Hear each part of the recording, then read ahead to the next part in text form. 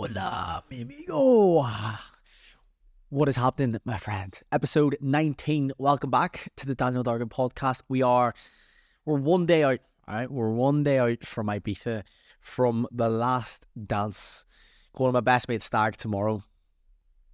I'm a wee bit apprehensive about it. Ibiza, that's where people, that does bad things to good men. I went to Ibiza last year. Probably the last time I properly drank. So we're going this year for 5 days. The stag, he initially wanted to go for 7. I says, mate, that's no longer a stag. That's a death sentence. So we're going for 5 days. We leave tomorrow morning at 7 a.m.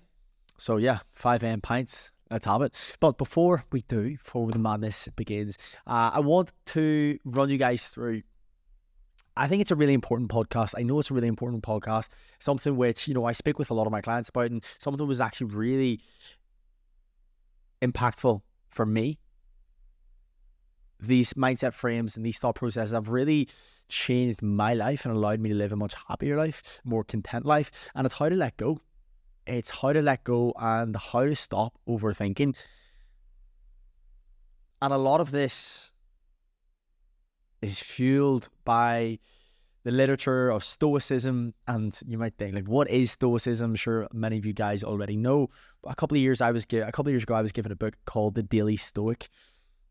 You get a page for every day of the year, and on each page is a passage of literature of Stoicism. So it's a Stoic quote, and then there's the modern day interpretation of that. And many of you may have read Marcus Aurelius' Meditations. I actually haven't. I just listened to a lot of podcasts. I listened to a lot of Ryan Holiday.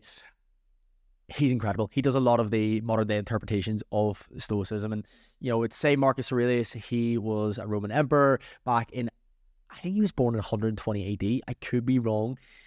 But all of these individuals were philosophers from thousands of years ago. And people take their writings and interpret them today. And honestly, it's changed my life. And I know that sounds so wishy-washy, but it genuinely has. It's changed the way I think. It's changed the way how I deal with anxiety, how I deal with stress, and how I deal with the curveballs that life throws at us. So, if there's one thing that you can take from today, or one nugget that you take from today, which helps you reframe, helps you change the way you think, then, it's a massive win. So, firstly, what is the principle of Stoicism, right? So, I want to preface this first before we actually get into it. So, principle of Stoicism: you can't control what happens to you. You can't control how you feel about it. That's it. You cannot control what happens to you, but you can control how you feel about it. And as soon as I realized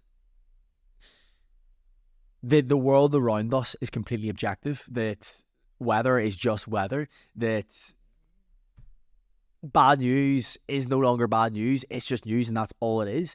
We are, as humans, we're the ones that give those things meaning. We choose how we want to feel about it.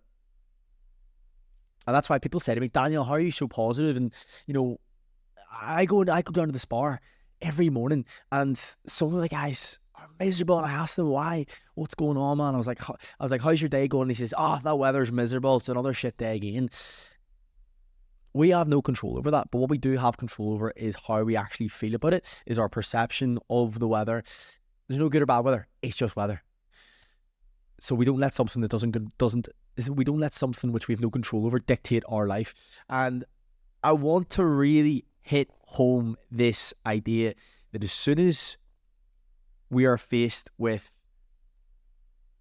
a problem, as soon as life throws a curveball our way, there's a stimulus that we face, and then in between stimulus and your response, i.e. how you feel about it, say somebody says something nasty to you, in between you hearing that and in between you responding back or brushing it off, you have free space in between stimulus and response, and that is where you're paralyzed. That's what's going to change you completely. Because I used to have such a short fuse. If something annoyed me, completely gone. I would lose the head straight off the bat. I would be anxious, I'd be stressed, and I just feel like I'm a feather in the wind. And I'm sure you guys don't want to feel like a feather in the wind. You don't want to feel like you're emotions have you by the balls. That's how I felt before. And I was just waking up hoping to feel okay. So I'm going to take you through some of the frameworks, some of the quotes, and expand on them in this podcast. And, we might do 2 parts on this because it might be a bit extensive, but we will see what happens. So the first one, it's not the things that upset us, but our judgment about things. And I already spoke about that there. And I want to take you through a framework that I use, and it's called HALT. You might be familiar with that. And HALT is hunger, angry, lonely, and tired. And the idea of HALT is that if you're feeling the way you're feeling, if you're maybe feeling, if you're feeling stressed, if you're feeling anxious, if you're feeling any of those emotions, make sure they're all crossed off. Make sure you are no longer angry. You're no longer hungry. You're no longer lonely. You're tired. So get a good sleep. Make sure you have a good meal. Make sure that you connect with forward-thinking people, and make sure that you do some journaling, you do some meditation. After you've done all those things, then you can face the problem head on. Like I always say, have your house in order before you catastrophize. Have your house in order before you make a judgment.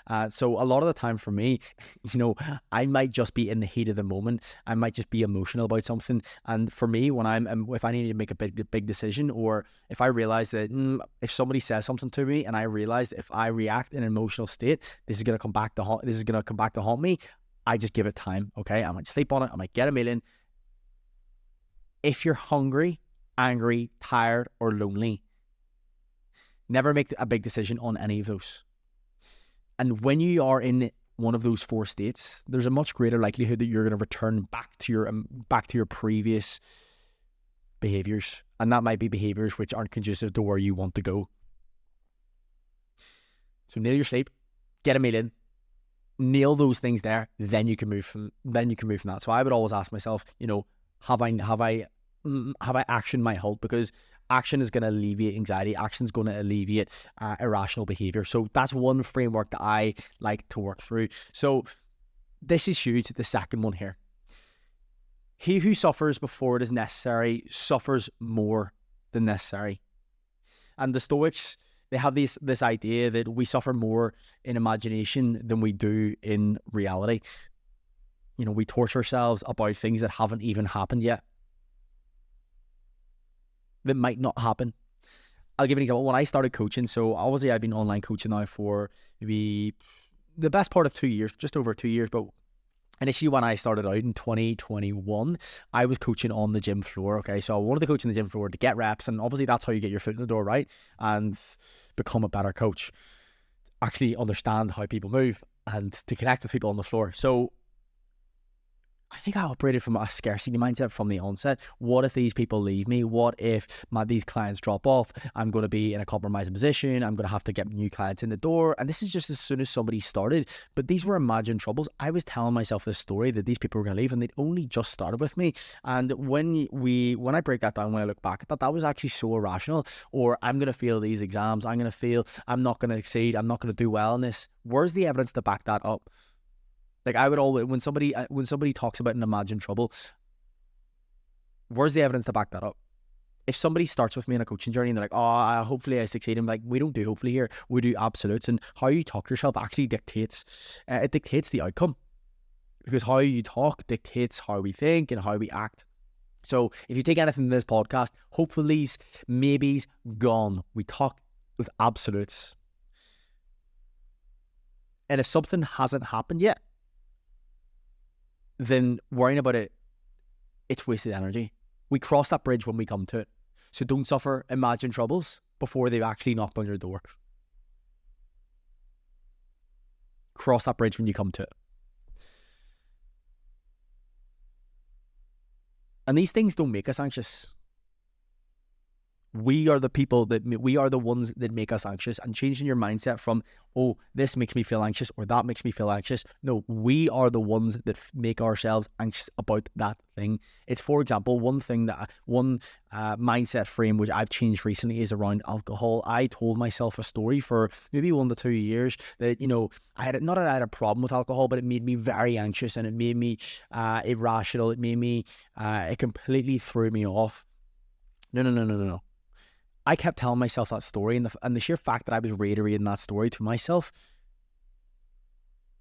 that just reaffirmed that belief. So if you keep telling yourself, "Oh no, I'm always I'm always really harsh on myself," or "I'm so forgetful," you're forgetful because you keep telling yourself you're forgetful. So if you do anything, just stop that bullshit story from today. You're not forgetful. You are somebody that has forgotten something once, maybe twice. That's it. You don't tell yourself that story. You don't make that part of your identity, because you will then reaffirm that with action. And if we can make ourselves anxious, we can let it go. So for me, with the drinking, obviously I'm going to Ibiza as well tomorrow. With the drinking, I get up, I hit my cold shower, I go for a walk, and I tell myself, I'm not anxious. I tell myself I'm not anxious. And I remember Andrew Tate said something about this, and I know people have their opinions on Andrew Tate, and he spoke about saying depression isn't real, and I don't believe that it's not real, but I do believe that the story we tell ourselves has a massive impact. I believe that people prematurely diagnose themselves with depression, and as a result of that, they start to act like a depressed person, which actually just makes the situation worse. So by saying that alcohol makes me really anxious, I kept telling myself that, and then wonder why I was feeling anxious off the back of it. So remember that our thoughts dictate how we feel. What we focus on, we feel. Whereas now I say, nope, I get up and get on with it, and that is it. Okay, so don't suffer before you need to. Don't worry about things before you need to. Cross the bridge when you come to it, and it's going to be okay. And even if you don't think it's going to be okay, cross that bridge when you come to it. Isn't it better to think it's going to be all right, even if it's not? Worry about it when it comes to it. Trust me. It'll make your life so much easier. And another thing that the Stoics, they talk about, and as Ryan Holiday, I was listening to a podcast of his, and he was speaking about these, and I went through the podcast and I picked out different bits which I liked, and that's what I wanted to relay to you today, because I understand that some of you guys might not you might not follow some of these people, and I want to make sure that these quotes, this knowledge, it gets relayed back to you, so you can feel the benefit as much as I do as well. So they talk about being mindful, and they talk about the babysitters, and the babysitters are the things we do to distract us from the thinking mind.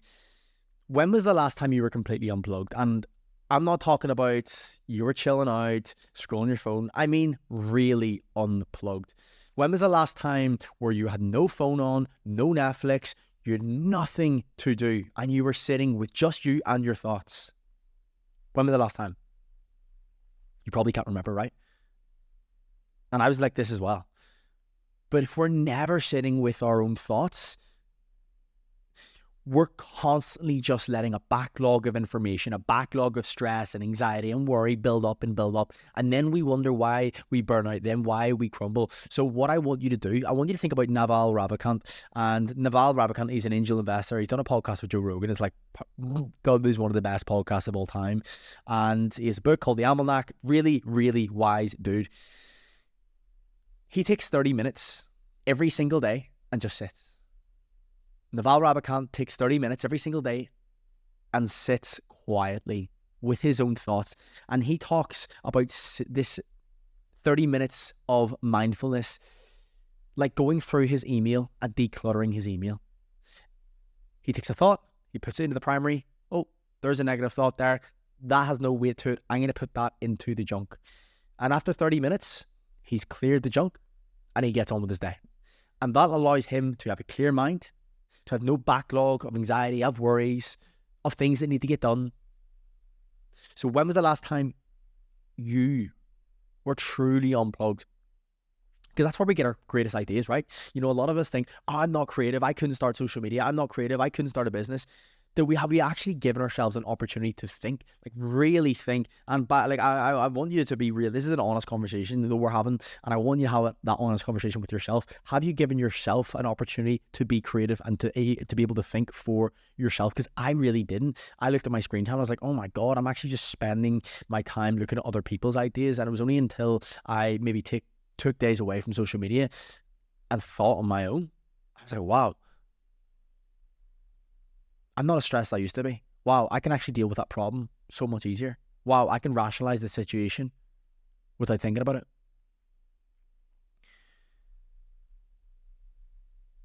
So try it. Give it a go. What have you got to lose?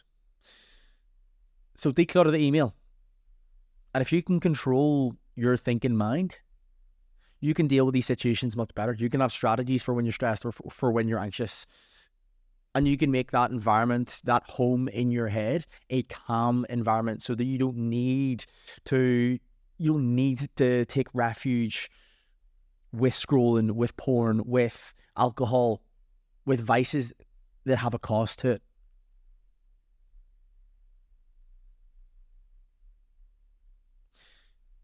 You live up here every single day of your life. You've got this in between your ears. You're going to be living up here for a long time. So you want to make it somewhere that it's comfortable living. You want to make it somewhere where you enjoy living. I used to look back at a couple of years ago and, I used to have to go to sleep with a podcast on because I was actually so scared to sit with my own thoughts. I would have been sitting in the car and I always used to have music playing because I was scared to sit with my own thoughts. I was... I actually still do it, and not as in I don't do that, but I still have a podcast on when I sleep, and it's actually changed now. It's not because I can't sit with myself; it's actually just because I look forward to going to sleep every single evening because I'm sitting listening. So I listen to Pt.1, right? Pt.1, Joe Rogan. It's such easy listening, and honestly, it is the most brain dead conversation ever. But that, I just sit there and laugh and giggle, and then I'm out like a light bulb. Because I'm not focusing on trying to get to sleep because I'm up so early. I just focus on listening to podcasts. And when I'm focusing on that, I shift off to sleep and it's great. I love it. So, give yourself time to sit by yourself and actually think through the issues that you're having. And you'll realize that they're actually not as bad as you think. But with more time we put into those vices, the more stressed we become, the greater this problem is. So I want you to think, how can I remove those babysitters? It might sting in the onset. It's like when you're feeling stressed, not going on social media, not going to porn, not going to alcohol. That'll feel the worst in the onset, but it'll actually give you a lot more clarity. I'll give you an example. I was on the treadmill today and I had something come through and it did quite, I felt stressed out. As soon as it happened, I felt stressed out. And, I got up this morning, I done my cold shower, I done my breath work, and I'd done those things. And I still felt very stressed out. And it was something which, I just did not expect to come through. And I actually just paused. I was on the treadmill, walking, getting the steps in. We're getting Shreddy Kruger for Ibiza. And I pulled up my notes and I wrote, what is stressing me out the most today? And I wrote a list of 4 things down. And then I put them in priority of how sensitive they were, okay, of how time sensitive they were.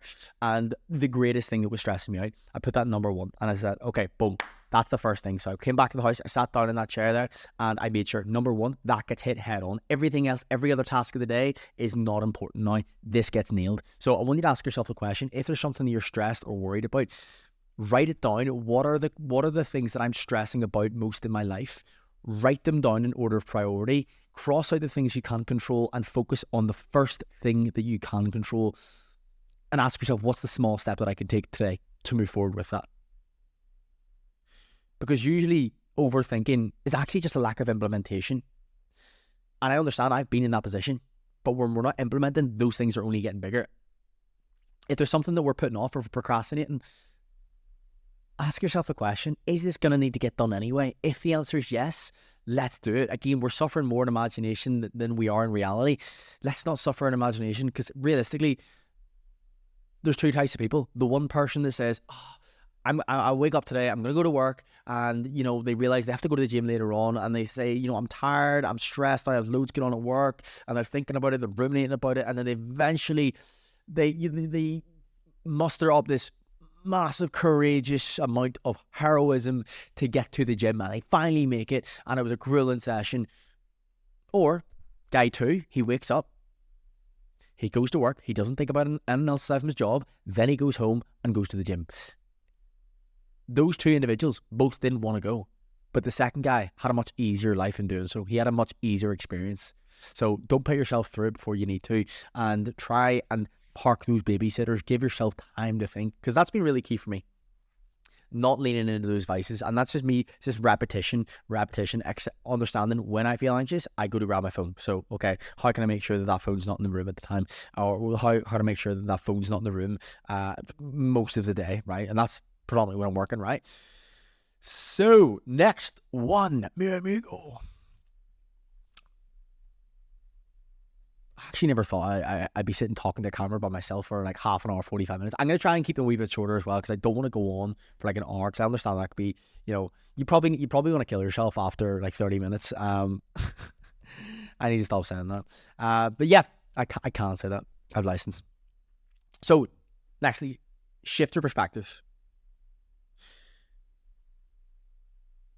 Shift your perspective. Why do you think it's so easy to give other people advice, yet we struggle to take advice from ourselves? Simple. Because there's emotion involved.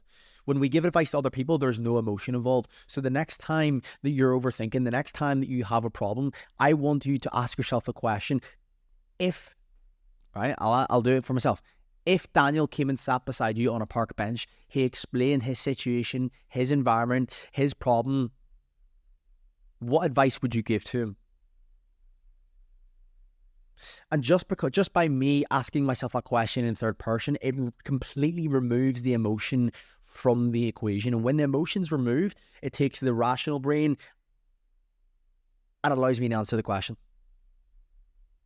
Because detachment yields objectivity. When I detach myself from the situation, I have clarity. So ask yourself, next time you have a problem, ask yourself, what advice would you give yourself in third person?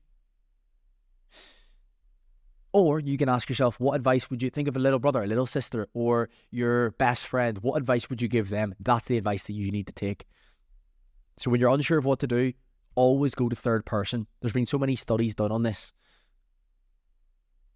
that backs up how much easier it is to advise ourselves in third person. And that's something that I use with my clients. It's something I use with myself all the time. It is so, so powerful. So shifting your perspective, because when we're, again, with your perspective, like how we see things in the story we tell ourselves, that is really, really important. And when we have a perspective, number one, with your perspective on giving yourself advice, that can be difficult. So that's why I use the third person, but also just your perspective on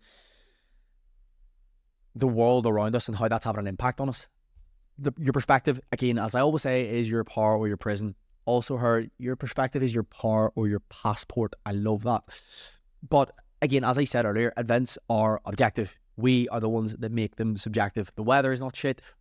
We are the ones that make it shit. So that's absolutely key. And I want you to try and stop yourself in your tracks every time you say something shit or it's bad. I used to be the...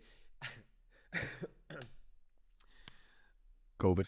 I used to be the one that always said, oh, this is shit, or I'm so tired, and it's just, you end up becoming miserable. So next time you do this, catch yourself on. I don't know about you, but I just hate surrounding myself with people that are negative. Like, I'm not saying this from an unrealistic perspective that you're never allowed to be complaining. I get that. Like, we're humans at the end of the day, but if somebody is negative, if somebody's always complaining, you're the last person that I want to surround myself with. Because if you're a negative individual, not only are you making life more difficult for yourself, but you make life more difficult for other people, and you owe it to yourself, the fact that you are here for one existence, to actually make this life a good one. So let's park the negativity. Let's say to yourself, what is this actually giving me?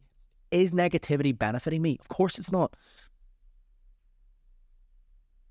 I don't care what other people are saying. I understand that, there's people think like it's part of humor, like saying, oh, this is shit, and being negative, and I'm not about that. I used to be that guy. So let's park that from today. The whole negative naysayers, fuck that. And if you see someone on Instagram and you're getting jealous by that, I want you to think about this. There's two things that could happen. When you see someone doing well, one of two things will happen. Number one, you'll be really inspired by them, and you'll say, they've made it possible, so I can do that too. I used to look at James Smith, and again, not even close to where he is, right? But he was an online coach. He lived where he wanted to live, and he was working with people that he wanted to work with. And I looked at him and I was so inspired. I was like, he can make that life for himself, and I could definitely do the same. He really inspired me. He's a massive part of my journey. I remember I used to sit in the library when I was doing my flight school exams when I was studying during summer, Oh my God, it was Ballyclare Library. It was like back in, I can't even remember, 2018, 2019. And it was 24 degrees outside. I was sitting studying. And then on my break, I would be listening to James Smith's podcast. And like, it was like him out in Bali or him out in Australia. And I was like, mate, this guy is living the life. And, you know, that really inspired me back then. So instead of what I could have done was say, oh no, he's got it easy. He had good genetics. He just got lucky. Because when I do that, I completely strip myself the power to see the benefit in that situation. I completely strip myself from being able to use any fuel to catapult me forward. I just use, all that does is hold me back. So when you see somebody doing well, one or two things happen. You'll take inspiration from it and you'll say, I can make that possible if he's made it possible. Or you'll say, he got lucky, he's got it easy, they've got it all wrong. Because it's so much easier when somebody's doing really well, it's so much easier to say they're doing it wrong and they've got it lucky, as opposed to actually saying, they've done it, I need to change myself to be able to do that too. So even just a small perspective shift is so key. So that's huge. That's absolutely huge. Right, I feel like we dived into so much there. But yeah, that's the most important thing, is your perspective, like 100%. And I'm constantly correcting our guys in, you know, when I'm doing check-ins or even just talking to them on WhatsApp. It's their perspective. We're completely shifting it. We get to go to the gym. We get to do all of these things. And I always send those questions. What are we grateful for? What can we control? What's the silver lining? As soon as they send me something which, you know, it's maybe not ideal, I understand that, you know, we're not just, there's the whole idea of toxic positivity. Let's focus on what we can control here. Okay, we've ran for like 27 minutes there. I don't want to overwhelm you because I want to give small nuggets that we can take, we can implement, and then move forward with and implement into our lives today. So hopefully they were helpful. And when I say hopefully, I mean, I know they were helpful. Again, we cut out the hopefullys and the maybes. They have been huge for me, so I hope they have been for you. Right, so we're going to go into part 2 afterwards. So I will see you next week in part 2 for how to let go and how to stop worrying, and practical tools that we can use to reduce stress and improve our quality of life. So I will see you next week. Big love. As the wise man once said, let's go, baby. Like, share, follow. Big love.